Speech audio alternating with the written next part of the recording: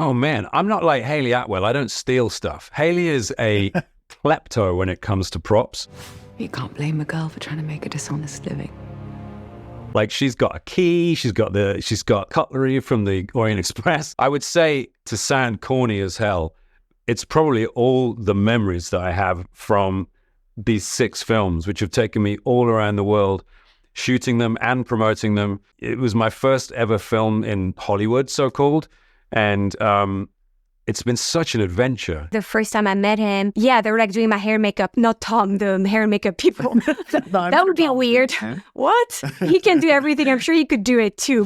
Probably. They were like saying basically that they didn't write the character yet, but they wanted to cast an actor and then build the character around the actor's abilities and not just like make them fit into a mold of like whatever character they imagined.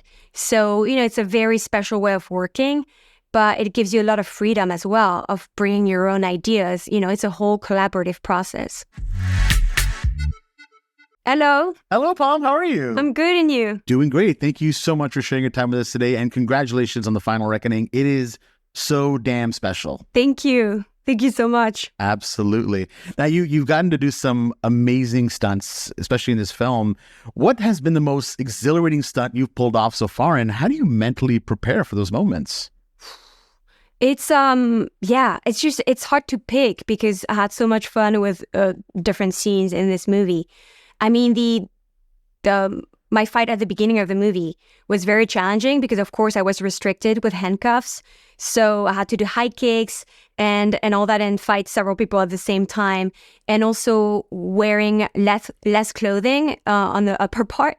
So, when I had to do a back roll, it was just on naked skin, So that's, you have like, it hurts a little bit, but you just go for it. And, it's like these things are really tricky to do because, of course, you have to have the movement right, the expression right, and also the camera has to like capture it. And so everyone has to be in sync. So sometimes you do it right, but the camera is not like perfect, or sometimes it's the opposite. You don't do it right and the camera is like, that was perfect, but it's not because the performance is not there. So it's just like everyone has to be connected and just perfect, But we got it right and it was amazing. And the fight with the fire, we had to do it, so many times, like different angles. And I was shooting in an outfit that was supposed to be, I'm in a cold weather. But when you shoot it, it's very hot because there's real flames because, it's how they do the Mission Impossible movies. They do it for real. So there's real fire when oftentimes in movies they want to protect you and they do like, oh, we'll add it in post, but it's not the case. So you do like the scene like again and again, and you're becoming warmer and warmer because you're like just kicking, punching and all that. So you're just like, it's so hot, So that's a tricky part that people don't know about because when you watch the movie, it's such a shorter scene, Definitely. And, speaking about doing it real, Tom Cruise gifted you both skydiving lessons and a parachute after you got your skydiving license. What has his friendship and his mentorship meant to you while working on these films together? Oh, he's been incredible, and I'm so grateful for him.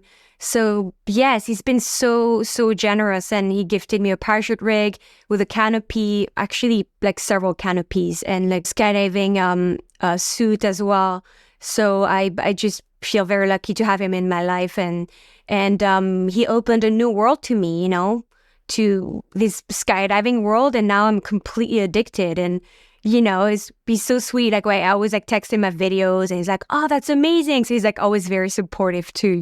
That's amazing. Yeah. Do you remember that first meeting that you had with Tom? The first meeting, it was actually the screen test when they flew me to London, and I did the screen test with him and with McHugh, of course. And actually, I think the first time I met him, they were like doing my hair and makeup, not Tom, the hair and makeup people. That would be weird.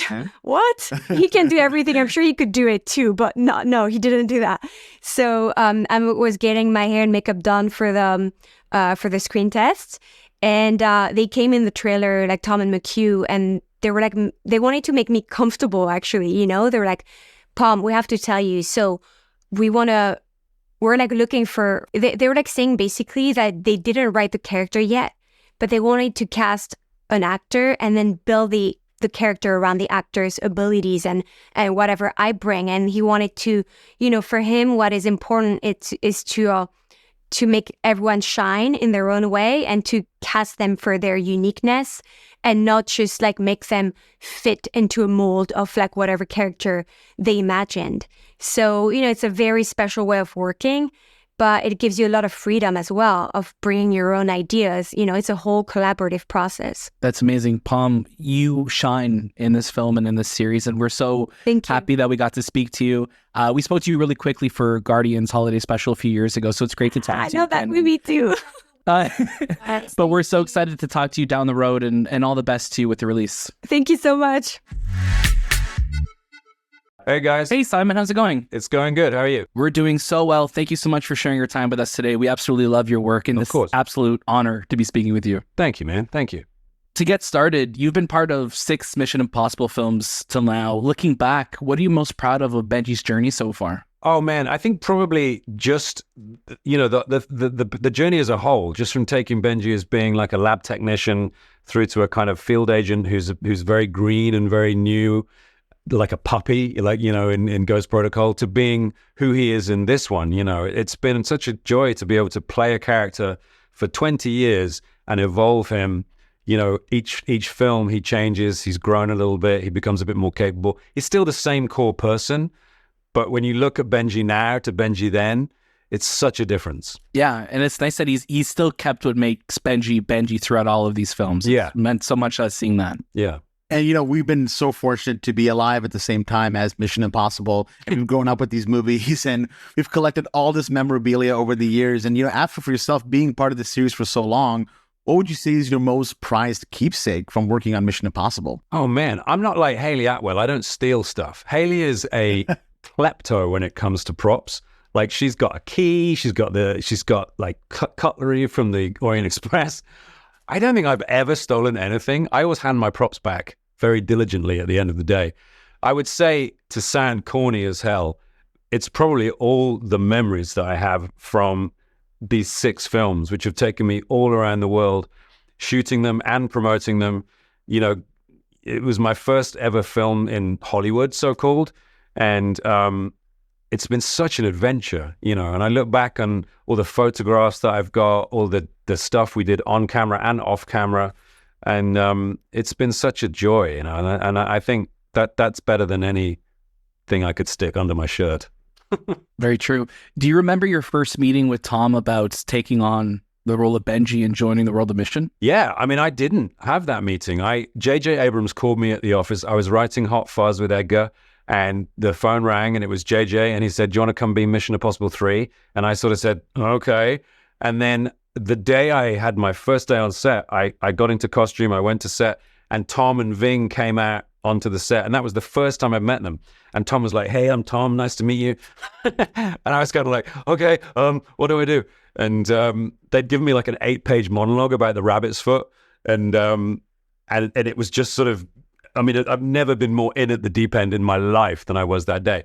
But Tom was incredibly personable. He was very complimentary about Shaun of the Dead, effusive. When Tom sort of like focuses his laser beam on you, it's kind of like someone shining a big spotlight in your eyes, because he really will make the moment about you. Like, he's never really interested in talking about himself. So he just talked about Shaun of the Dead and all the shots that he liked and all the stuff. And I was just stood there kind of nodding, like in my head going, Tom Cruise is telling me he likes my film, which was sort of overwhelming. Now it's like, yeah, whatever, it's Tom, I don't care. But then that first day, it was, although having said that, there's always a little frisson of excitement when he walks onto the set, because things are going to get, crazy.